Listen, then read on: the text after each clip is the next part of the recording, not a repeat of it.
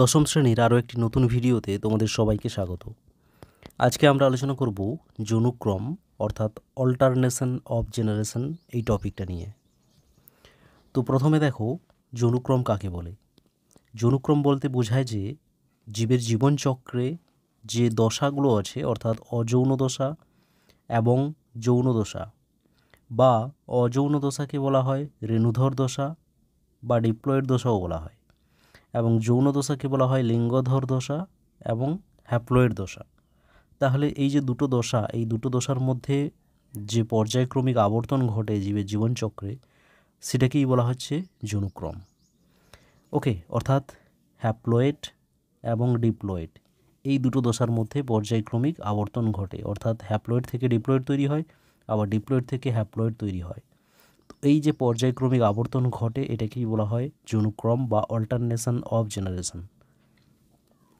যৌনুক্রম প্রায় সমস্ত জীবে কম বেশি দেখতে পাওয়া যায়, কিন্তু সুস্পষ্ট যৌনুক্রম দেখতে পাওয়া যায় কিছু উদ্ভিদ আছে এবং কিছু প্রাণী আছে, সেগুলো তোমরা মনে রাখবে। উদ্ভিদের মধ্যে আছে মস এবং ফার্ন, এখানে সুস্পষ্ট যৌনুক্রম দেখতে পাওয়া যায়, এবং প্রাণীর মধ্যে মনোসিস্টিস এবং প্যারামোসিয়াম এই দুটো প্রাণীতে সুস্পষ্ট যৌনুক্রম দেখতে পাওয়া যায়। দেখো এটা হচ্ছে মস। মস তোমরা দেখেছো অবশ্যই, পাথরের গায়ে বা আমাদের যে বিভিন্ন দেওয়াল থাকে সেই দেওয়ালের গায়ে এরকমভাবে মসগুলো জন্মায়। আর তারপরে হচ্ছে এটা হচ্ছে ফার্নের ছবি। এই ফার্নকে গ্রাম বাংলায় অনেকে ঢেঁকি শাকও বলে থাকে। এগুলো আমরা দেখতে পাই সাধারণত কোনো স্যাঁতস্যাঁতে জায়গার কাছে।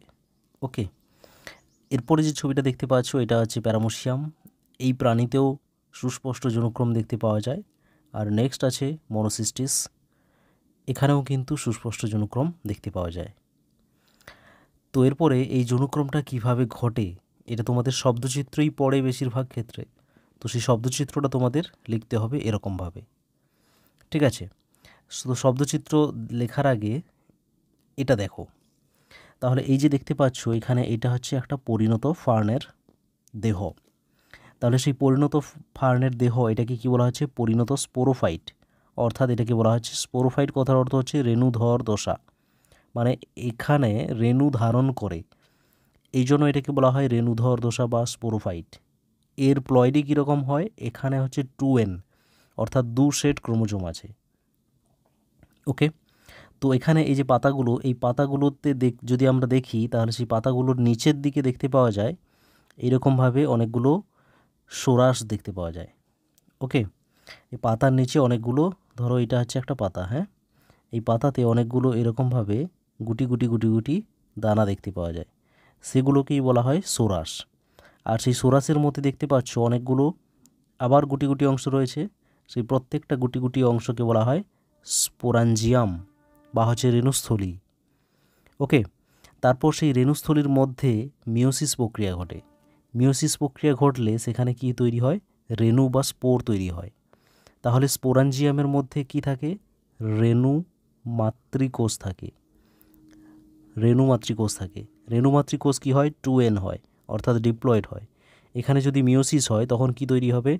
হ্যাপ্লয়েড স্পোর বা রেণু তৈরি হবে। ওকে, তারপর অনুকূল পরিবেশ পেলে সেই রেণু অঙ্কুরিত হয়। এই রেণু অঙ্কুরিত হলে একটা গঠন তৈরি হয়, লম্বা অংশের মতো গঠন তৈরি হয়, সেটাকে বলা হয় প্রোটোনিমা। প্রোটোনিমা। ওকে, তারপর এই প্রোটোনিমাটা বড় হয়ে একটা হৃৎপিণ্ডের মতো বা হচ্ছে হার্ট শেপড একটা গঠন তৈরি করে। এই গঠনটাকে বলা হয় প্রোথ্যালাস। এটাকে বলা হয় প্রোথ্যালাস। তাহলে ওই প্রোথ্যালাসের মধ্যে দুরকম জায়গা থাকে, দুরকম জায়গায় দুরকম গঠন দেখতে পাওয়া যায়।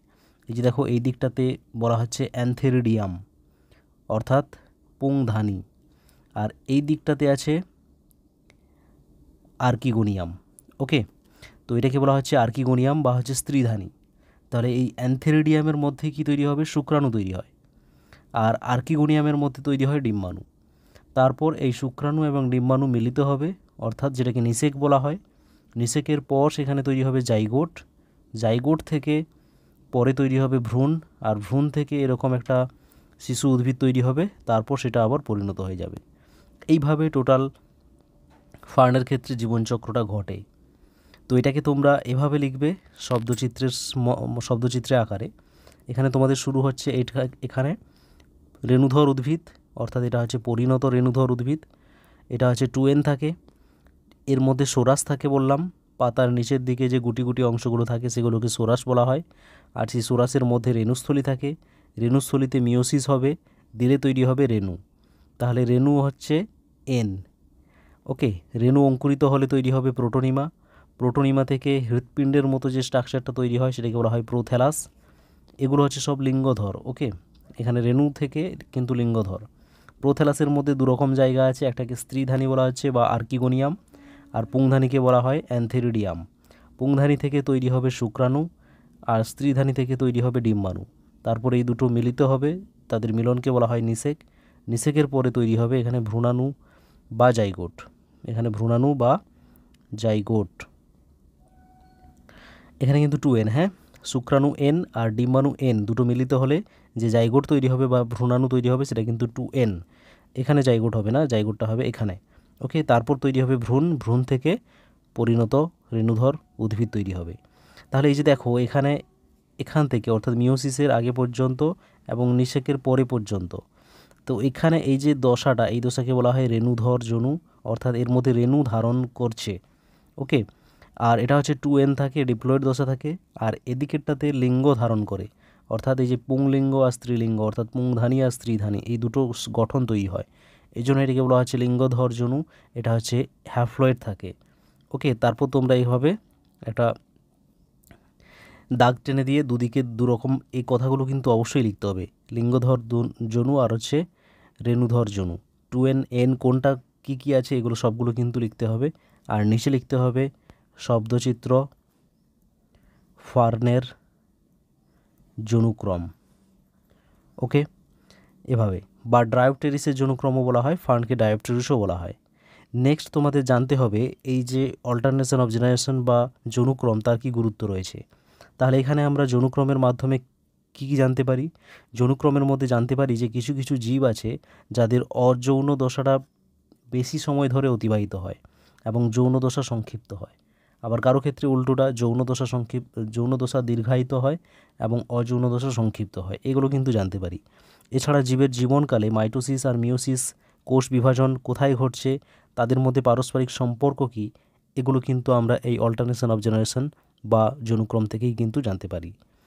আশা করি এই ভিডিওটা তোমরা বুঝতে পেরেছো। এটা অবশ্যই তোমাদের কাজে আসবে। আর যেরকমভাবে বললাম এরকমভাবে পরীক্ষাতে লেখাও, তাহলে কিন্তু অবশ্যই ফুল মার্কস পাবে। আসি তাহলে পরের ভিডিওতে। যদি কোনো সমস্যা থাকে অবশ্যই কমেন্টে জানাও। দেখা হচ্ছে পরের ভিডিওতে।